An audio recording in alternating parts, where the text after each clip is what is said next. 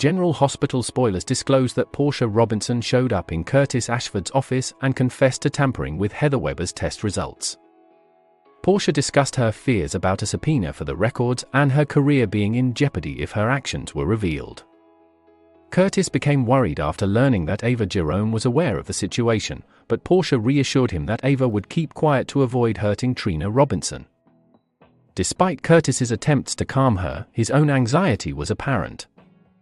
At General Hospital, Brad Cooper updated Terry Randolph on his investigation into the lab results, emphasizing his intent to thoroughly recheck his work. Terry recognized Brad's need to prove his reliability to Portia but felt optimistic about persuading her. Brad later quietly highlighted to Portia his findings about altered cobalt levels in Heather's tests, coinciding with Portia's lab visit. Brad queried whether Portia preferred him to report these findings to their superiors or exercise discretion. Portia instructed Brad to comply with the subpoena requirement strictly and discouraged him from sharing personal opinions about the findings.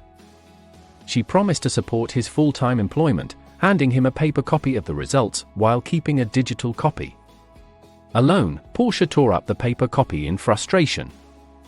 At the PCPD, Dante Falconeri was about to alert Sonny Corinthos about new evidence but was preempted by Martin Gray, who complained about the police's silence. Anna Devane had to acknowledge that a gun had been submitted, which testing revealed to be the same one Alexis Davis had disposed of, although it wasn't linked to Agent John Ajaga Cates's murder according to ballistics, but the investigation continued. Dex Heller inadvertently mentioned the new evidence in Alexis' case to Molly Lansing Davis at the courthouse, sparking her curiosity.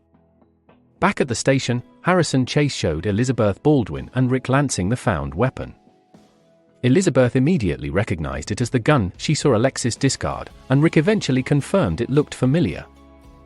Meanwhile, Sonny abandoned his plan to confess and instead expressed his intent to ensure Alexis was treated fairly due to her association with him.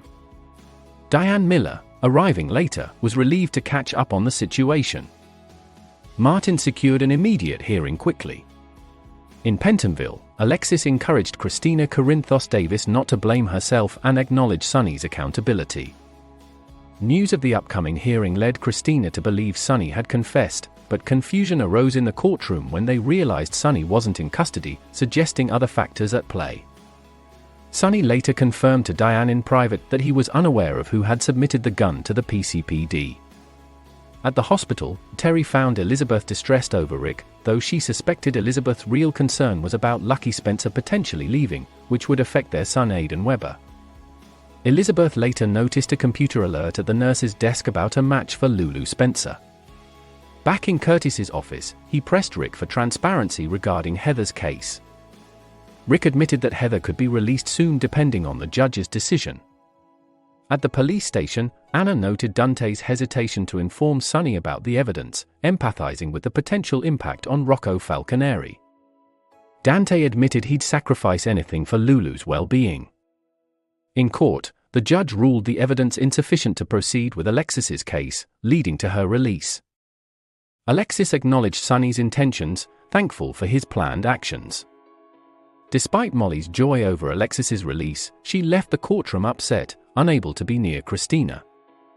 General Hospital. The spoilers suggest the ongoing feud between Molly and Christina will intensify, promising more dramatic twists ahead.